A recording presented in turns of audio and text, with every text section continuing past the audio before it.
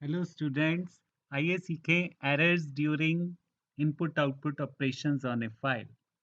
Errors that can occur during input output operations on A file.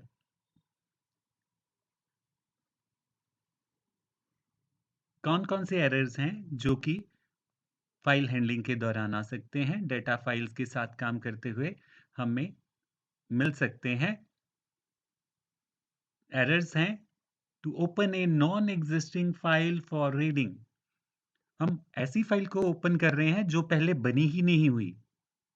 हम ऐसी file को read करने के लिए ओपन कर रहे हैं जो पहले बनी नहीं हुई। इस केस में एरर आएगा। और कब एरर आएगा? Reading beyond the end of file. और हम फाइल को ओपन कर रहे हैं और रीड कर रहे हैं फाइल के एंड ऑफ फाइल से भी परे। फाइल का एंड पहुंच चुका है। फाइल के एंड में हम पहुंच चुके हैं और हम डाटा फिर भी रीड करवा रहे हैं। तो एंड ऑफ फाइल के परे तो कोई डाटा ही नहीं होगा।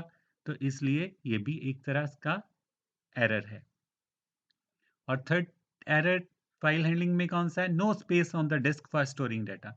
हम डाटा स्टोर कर रहे हैं फाइल में, बट डिस्क पे स्पेस ही नहीं है। तो इस तरह का एरर भी फाइल हैंडलिंग के रिलेटेड एरर है। और performing read operations in a write mode.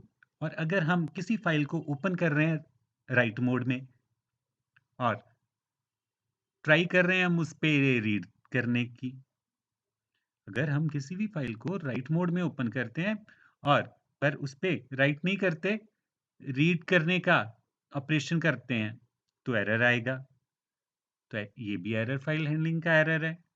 So reading an empty file, और खाली फाइल को रीड करते रहना, ये भी एरर ही देगा।